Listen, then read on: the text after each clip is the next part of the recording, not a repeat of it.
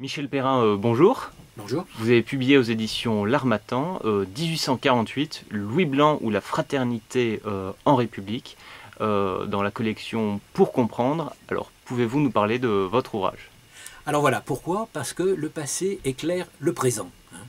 Alors, je vous invite à venir avec moi dans l'année 1848, qui est le début de cette Deuxième République, ou cette Seconde République.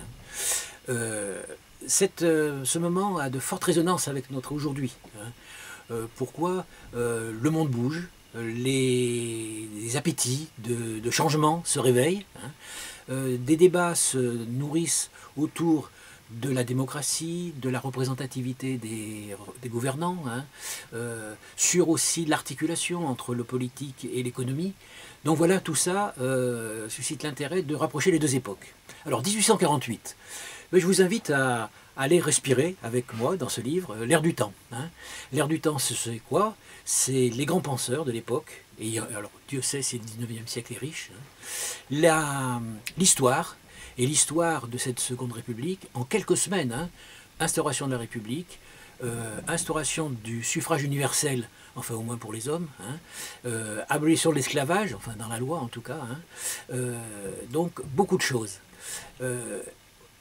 Louis Blanc, qui était un historien, un homme politique, c'est l'époque où les historiens étaient, où les hommes politiques étaient des intellectuels, qui, à la tête de la commission du Luxembourg, a essayé d'appliquer ses idées et ses théories sur l'organisation du travail.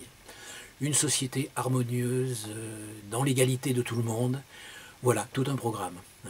Alors aujourd'hui, les temps modernes, eh bien, nous parcourrons les grands courants de pensée également d'aujourd'hui, et surtout nous nous appliquerons à citer et évoquer quelques exemples de l'économie sociale et solidaire, de la finance solidaire, en citant des exemples, par exemple Habitat Humanisme avec ses actions sur le logement, ATD Carmonde avec son opération zéro chômeur de longue durée.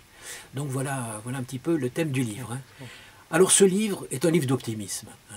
Depuis 1948, l'histoire a fait son chemin, elle a fait ses choix, mais elle est passée à côté de possibles qui peuvent se réveiller aujourd'hui, et probablement aujourd'hui, sous une forme que Louis Blanc n'aurait pas reniée. Donc voilà le livre.